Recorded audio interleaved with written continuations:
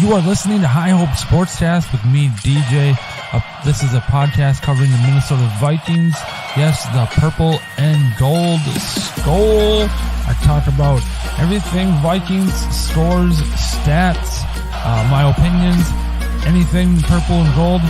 And don't forget to like, share, and subscribe to the show on Facebook, Instagram, Twitter, and you can listen to all of my episodes on Apple Podcasts, Spotify, Anchor, and other platforms for your podcasting. All right, let's go. Welcome back to High Hope Sportscast. This is season 3, episode 21, and this is the Super Bowl special, I guess you could say.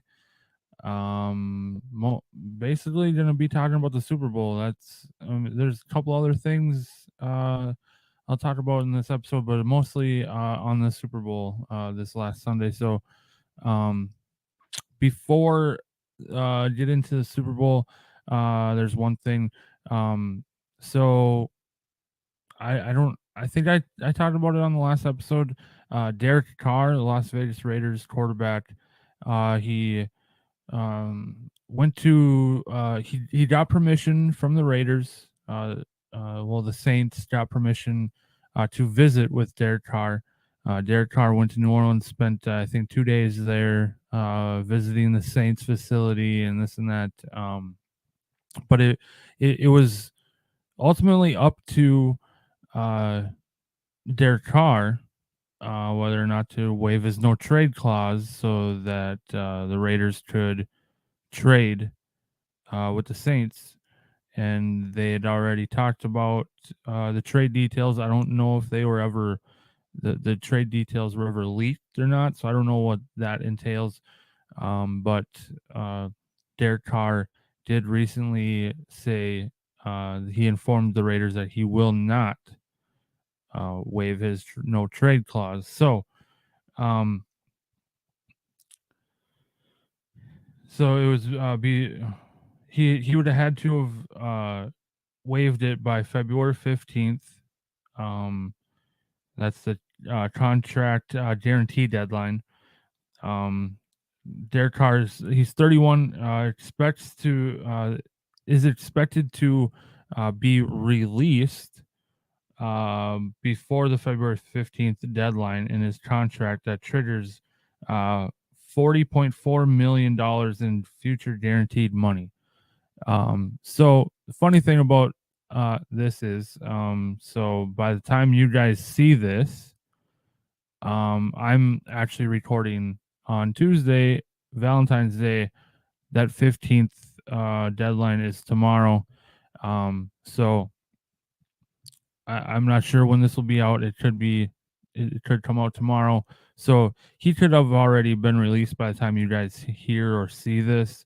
So I'm just talking in my time right now as I'm recording. So just bear with me because I pre-record all these. I don't go live just because I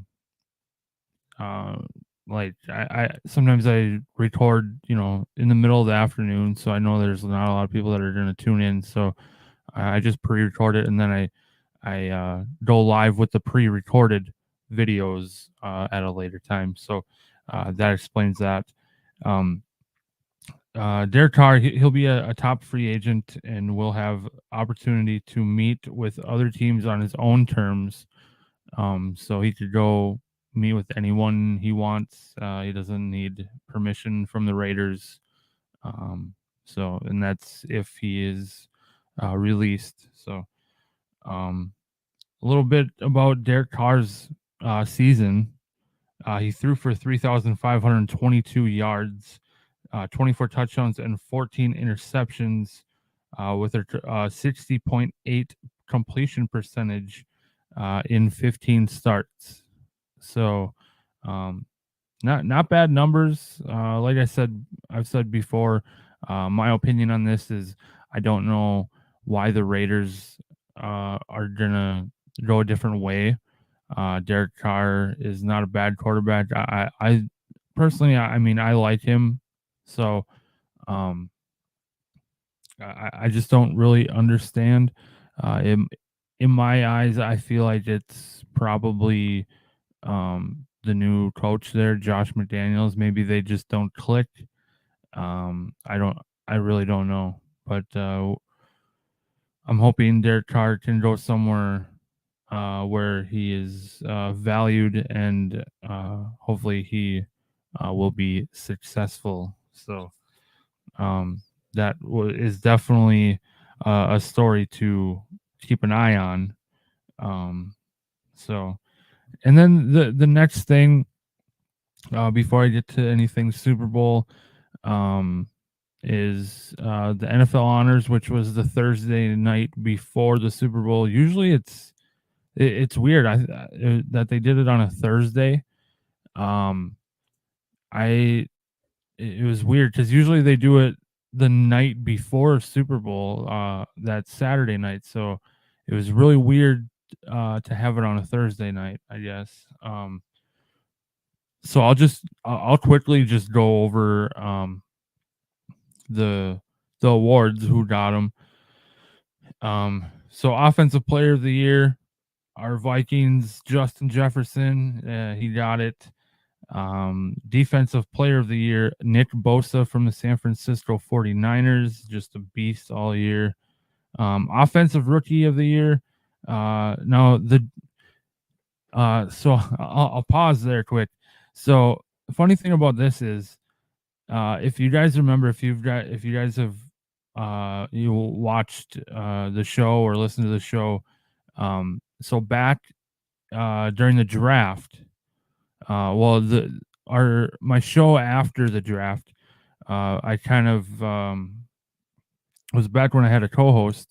We both kind of at the same time we said, who had the best draft, and we unanimously both at the same time said the New York Jets, because they really did have an awesome draft. So getting to the offensive rookie of the year, it goes to wide receiver Garrett Wilson from the New York Jets. Now, defensive rookie of the year, it's also a Jet, Sauce Gardner, cornerback. When I saw that it was two Jets for offensive and defensive rookies, it's like, I told you the Jets had a very, very good draft. So that just kind of validates that right there. Not they didn't make the playoffs or anything, that didn't really show, but hey, they're still rookies, and I do feel like the Jets' time is coming. They really improved this year, so I feel like they're up and coming. Not really sure what they're going to do at the quarterback position. It looks like Zach Wilson, his time is kind of limited there. So then we go to coach of the year, first year head coach, New York Giants, Brian Dable. I don't remember who the finalists were. I think it was him, Kyle Shanahan of San Francisco, and Doug Peterson from Jacksonville. I don't know why Kevin O'Connell wasn't even a finalist for that. It just kind of boggles my mind on why he wasn't even, considered a finalist. So going from how Mike Zimmer left the Vikings team, and then literally your first year as a head coach ever, and you turn this team around and win 13 games. I don't know how that's not capable of coach of the year candidate. So it just kind of blew my mind. Comeback player of the year. Now there's a lot of people that are kind of on the fence about this just because of who won it. So the quarterback for the Seattle Seahawks, Geno Smith, got comeback player of the year. A lot of people say, he didn't really deserve it because he didn't really come back from anything.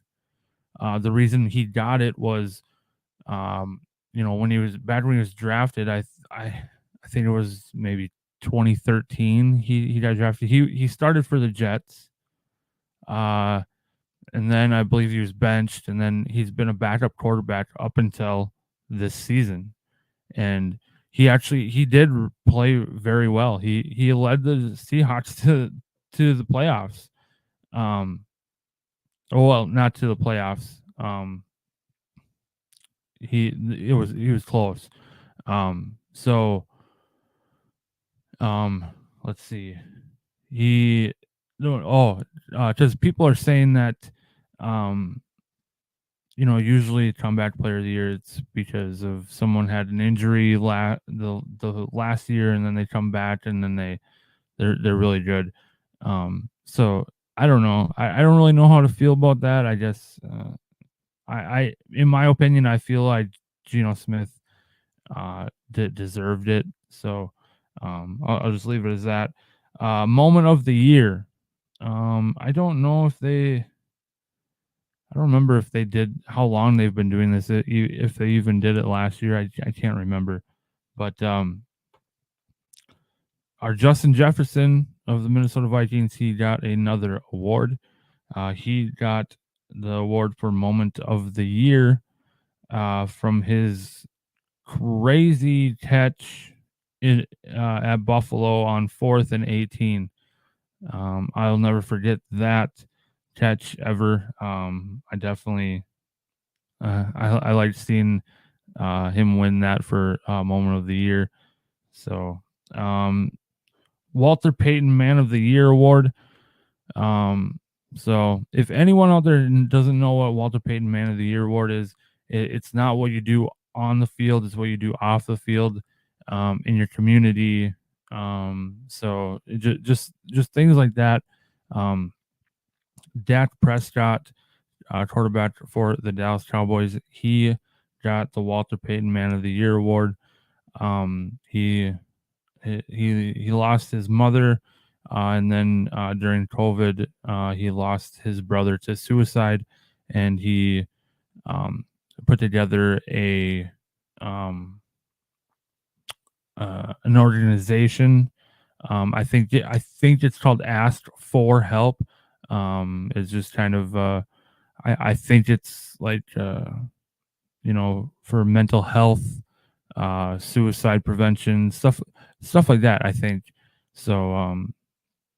Yeah, I think he said something about it's one life lost to save millions, something along those lines. So, and I don't know. A lot of people don't like the Cowboys. A lot of people don't like Dak Prescott, but it's like, hey, come on.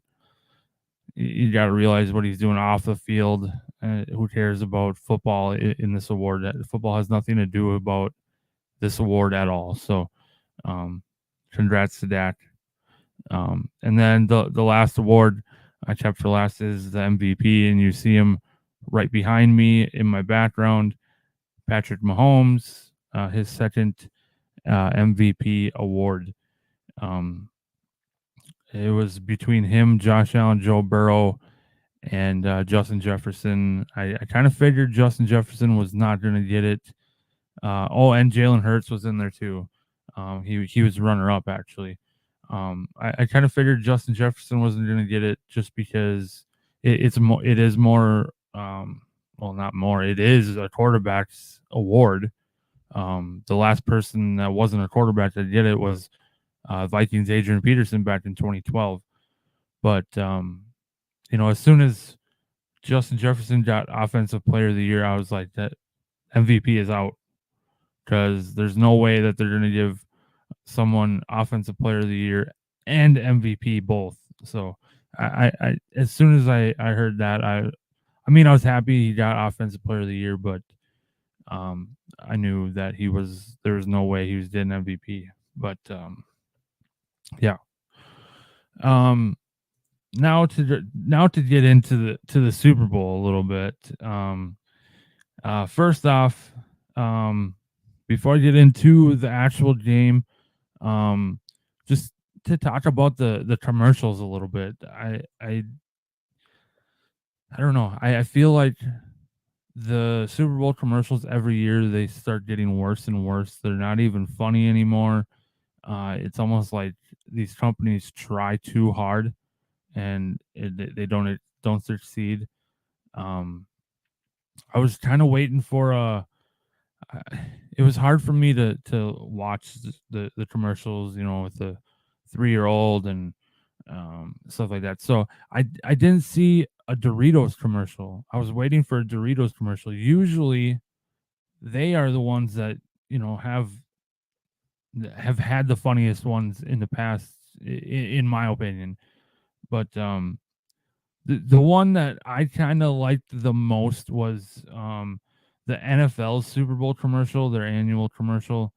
Um, it was I forget what her name is, but the girl running with the football with flag football with the flags. People are trying to pull her flags. Um, and then Devonte Adams was the parrot, and he's chasing her. He wasn't gonna jump across the roof, and he's like, I forget that. And Jalen Ramsey and Sauce Gardner are kind of in the beginning, I think, or I don't know. They're on a like a what do you call it, side by side, and and then I think Cam Hayward and Aiden Hutchinson were bellboys, and then the girl knocks them over by kicking the door open, and I believe Jim Kelly's in there. So it was just kind of cool. The NFL's annual Super Bowl commercial. I believe I don't know if when the first time they started doing that, but I remember. God, I want to say it was. I don't remember. I want to say for some reason it was for Super Bowl 50, but it might not have been that far back when they're at in a ballroom or whatever at a ceremony, and the football falls off the cake, and then they're all trying to tackle each other, and yeah, it's that one was funny. That's probably been my favorite Super Bowl commercial ever. um, Other than like I think there was a Doritos one year with a goat or whatever, and that one was funny too. But another one, it was kind of weird. So Tubi, a streaming app, they had a few different commercials during the Super Bowl, and some of them were I don't know. I just didn't really understand it. There was these rabbits that were dragging people into these holes, and something about find rabbit holes, and it's like, see, you're trying too hard. It was just wasn't funny. It was just like, what in the world is it? What are you doing? But one Tubi commercial stood out, and anyone that watched the whole Super Bowl, you know exactly what I'm talking about. It was, I don't really know how to describe it, but it was, the screen went to it looked like the menu, to look for something to watch on your TV, like the guide. And I remember like looking around, like, oh, does my daughter have the remote? Who's changing the channel? What are you doing? And then all of a sudden, boom! The screen changed. And I was like, what? I was like, is that commercial? Like that's messed up. Come on, Tubi. So and then after a while, it was everyone's posting about it on social media. Like it uh, just a lot of people are freaking out at their significant others, their kids, and just thinking people are changing the channel or the cat stepping on the remote or something. Just why are you doing that to us, Tubi? um so now to one more thing before get into the actual game, and that is the halftime show, Rihanna's halftime show. um it started off with her up in the air on a platform, suspended, and there was other ones around her. Her all of her dancers were in all white uniforms. She was in an all red uniform. Um, my wife said it first, as a joke. She said she looked like a lobster surrounded by marshmallows. I mean, it was a little funny, but since then, a lot of people on social media are, of course, making jokes. They made jokes about everything. Um, and then the one of the biggest things is, um, Rihanna is pregnant, and they tried to hide it in her outfit, but you could still tell. There's a lot of people like talking crap about it, like why does it matter if you're pregnant? What I don't know what the problem is. It's not like she's, out there doing, I mean, I guess in a way, suspended up in the air like that, I guess that is partially dangerous, but they had harnesses on, they were, secure, but who cares? I mean, it's part of life.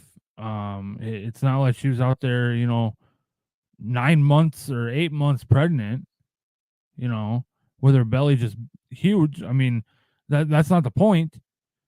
But not being out there like, the baby could come at any time. It wasn't that. So I just don't. I really don't understand why people are talking crap about her being pregnant and doing a halftime show. It doesn't matter who gives a crap.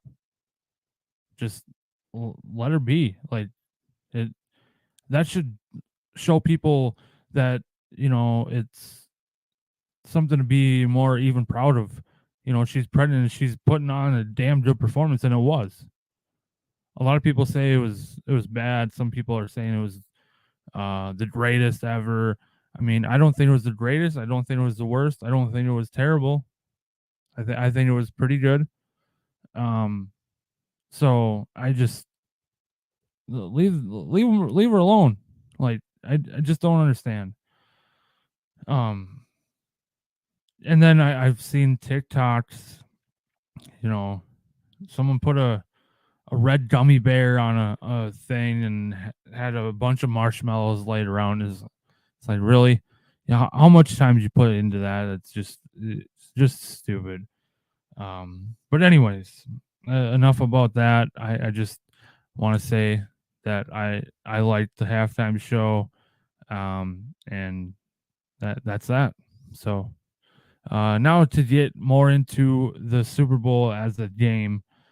Um, so I'll kind of I did take some a little bit of notes, and then I will go drive by drive summary from NFL.com. Um, so uh, first thing I had was Jalen Hurts. He fumbled the ball, and he wasn't even touched by anyone. He literally, I thought maybe he got touched, but then on the replay, I looked and he didn't even get touched, and he dropped the ball on his own. And then Nick Bolton, Chief, scooped it up, took it all the way back for a defensive touchdown. I do believe that was the biggest factor in the outcome of this game. Um, Jalen Hurts, he had 2 rushing touchdowns in the first half. I believe that was a record by a quarterback, most rushing touchdowns in a half in a Super Bowl. Um, Kansas City, they only possessed the ball for about 8 minutes in the first half, and um, the the Eagles, they possessed it. I don't remember what the exact time was, but yeah, out of the whole first half, the Chiefs only had the ball for about 8 minutes, a little over 8 minutes. Um, and then late in the second quarter, there's a little bit of a scare for the Chiefs fans. I'm one of them, so I was a little nervous too, or a lot nervous. Mahomes got tackled and gets landed on his ankle, and he's clearly in a lot of pain. He could barely hobble back to the bench. And then I believe this was in, I don't remember if this was in the first half or second half. Andy Reid, or it was the second half. Andy Reid, he challenged that catch by Dallas Goedert, where he caught it, and then the ball kind of shifted a little bit, and then by the time the second catch, or whatever you want to call it, happened, he only had 1 foot in bounds, and the second one was out. Well, apparently, according to the refs, that shifting of the ball, his right hand was still on the ball, so it did count as a catch. So Andy Reid did not win that challenge. I guess I don't really know about that situation and with the rules, but I feel like that shouldn't have counted. But it is what it is. Then touchdown run by rookie Isaiah Pacheco, and then the field goal by Philadelphia, and then touchdown pass from Mahomes to a wide open Kadarius Toney, to put the Kansas City up by 28-27. And going back to the halftime, the score at halftime was Philadelphia was up by 10, 24-14. So, and then the Eagles punt, and this was a crazy punt return. Kadarius Toney catches it, and it looks like he's going to be tackled, whatever, normal punt return. But he gets out of it, comes around, and he takes it 65 yards and puts the Chiefs, I think they might have been in the red zone, or pretty dang close to the red zone. That was probably one of the bigger factors in the game too. So, and that was the longest punt return in Super Bowl history. Kadarius Toney with a 65-yard return. And then touchdown pass from Mahomes to another rookie, Sky Moore, to put Kansas City ahead 35-27. And then the Eagles tie it up with another Hurts rushing touchdown, his third of the game. And he also got the 2-point conversion to tie it at 35.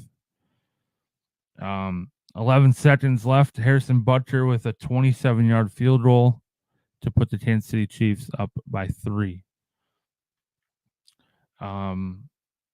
6 seconds left. The Eagles have one last shot, but Hurts' pass falls incomplete, and Kansas City wins the Super Bowl 38-35. And Patrick Mahomes is Super Bowl MVP. And as Travis Kelce said, MV Pat. So Patrick Mahomes got the actual MVP of the year, and he got Super Bowl MVP.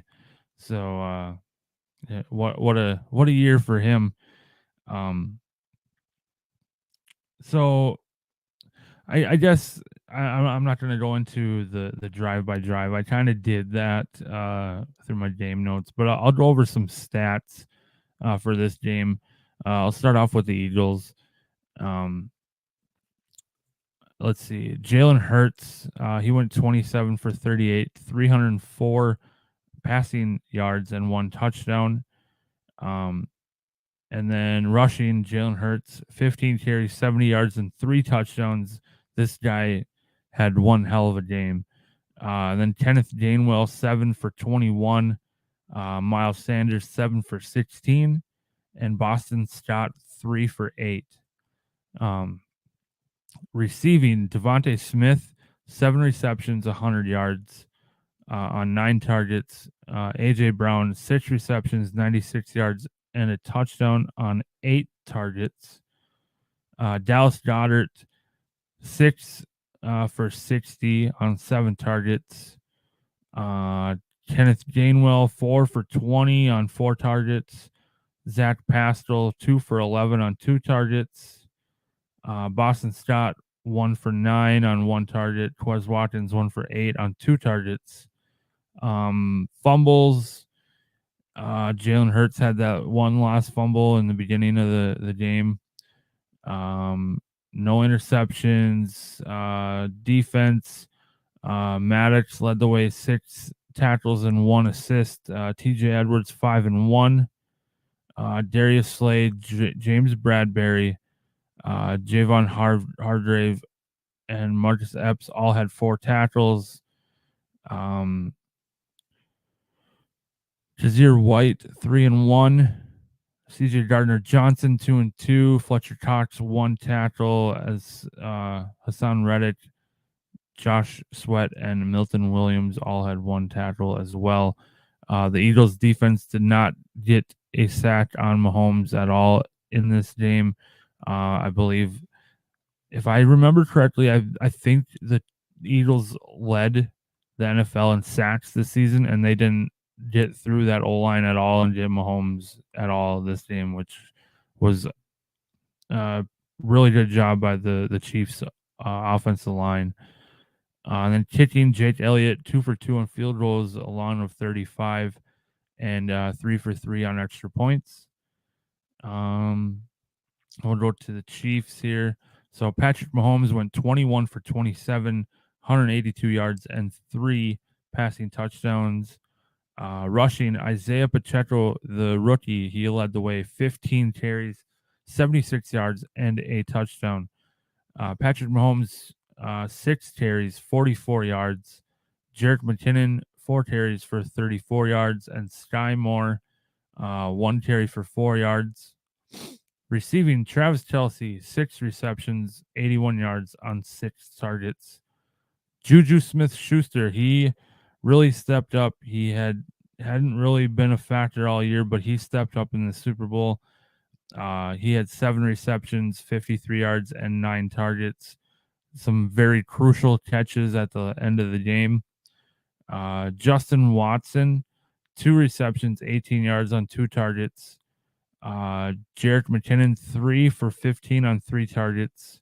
Noah Gray, 1 for 6 on 1 target. Kadarius Toney, 1 for 5, 1 touchdown on 1 target. Sky Moore, 1 for 4 yards and a touchdown on 1 target. And then Trent McDuffie had a forced fumble. I think that fumble actually, it wasn't Jalen Hurts. It was someone else, but it wasn't lost. The Eagles got it back. So the Chiefs did not have any interceptions. There's no interceptions in this game at all. Defense, Nick Bolton led the way for 8 tackles, 1 assist. And he did have that the fumble return for a touchdown. Willie Gay, 6 and 2. Justin Reed, 5 and 2. Trent McDuffie, 4 and 1. Leo Chenal, 4 and 2. Juan Thornhill, 3 and 2. And Chiefs defense had 1 sack. That went to Leo Chenal. L'Jarius Sneed, 3 and 4. Jalen Watson, 3 tackles. Joshua Williams, 3 and 1. Chris Jones, 2 and 1. Frank Clark, 1 tackle. Taylon Saunders, Michael Dana, George Karlaftis, and Brian Cook all had 1 tackle. Kicking, Harrison Butker went 1 for 2, along with 27, 5 for 5 on extra points. The Chiefs went for a field goal early on in this game, and Harrison Butker, he doinked it. He hit the upright, and it was no good. Punting, Tommy Townsend, 2 punts, average of 31.5. along with 50. And then punt returns, Kadarius Toney, 2 returns, average of 38.5 and along with 65. That's the Chiefs. So I'll go to some team stats, see how close they were in these stats. Total yards, Philadelphia actually had more. Philadelphia with 417, Kansas City with 340. Passing yards, Philadelphia actually had more of that too. Eagles with 302, Kansas City with 182. Rushing yards, Kansas City had more in this stat column. 158 for the Chiefs, 115 for the Eagles. Average yards per play, both teams at 6. Fumbles lost, the Eagles had 1. No interceptions. It shows here that Philadelphia allowed 2 sacks, but I do believe it was only 1. Chiefs didn't allow any. Third down efficiency, Philadelphia had the edge there, actually 61% for the Eagles and 50% for the Chiefs. Time of possession, the Eagles dominated that by about 11 minutes. So the Eagles had it for 35 minutes, 47 seconds, and Kansas City had it for 24 minutes and 13 seconds. Penalties, Eagles had 6 and the Chiefs had 3. So those are the team stats. Kansas City wins the Super Bowl 38-35. My prediction was actually pretty close. I said the Chiefs would win 31-28. It was a little higher scoring than that, but I was pretty close. And like one of my buddies said the other day that this is probably one of the best Super Bowls we've seen in a while. We don't really like when it's a blowout. It's kind of boring. This was definitely a spine tingler. It literally came down to the last minute to decide who was going to win this one. And then a lot of Eagles fans are really pissed off about that last holding call on James Bradbury against Juju Smith-Schuster. It was kind of, I don't know, there's certain shots of it that it kind of looked like maybe it wasn't. But there's one certain shot that you can see he clearly tugged the jersey. You can see the stretch of the jersey. And I mean, I don't know how much more validation the Eagles fans need, but James Bradbury literally admitted after the game, yeah, I held him. I tugged his jersey. I was hoping the refs wouldn't see it or wouldn't call it, or just let it ride. How much more validation can you get than the player that committed the penalty admits it? What do you want him? I don't know what else there is. I mean, if he actually didn't do it, why would he admit to it? So therefore, it happened if the guy is admitting to it. I don't get some people. It's just it really boggles my mind sometimes. Kind of the last one of the last things here is Patrick Mahomes, now he has 2 Super Bowl wins. He's 27 years old. He's got 2 MVPs, 2 Super Bowl MVPs as well. 5 Pro Bowls. Can Patrick Mahomes catch Tom Brady? So Mahomes is still really young. Like I said, he's 27. So I mean, it is totally possible. And doable. It is doable. I mean, anything's possible. So, but I just think that it'd be hard for anyone to catch Tom Brady, to surpass going to 10 Super Bowls and winning 7, to surpass that, to win 8 in your career. I mean, it's hard enough to just get to 1 Super Bowl. I mean, Patrick Mahomes, he's gotten to 3 now, won 2 of them. So he's been to 3, won 2. He's 27 years old. I mean, you think about it, and this Chiefs team.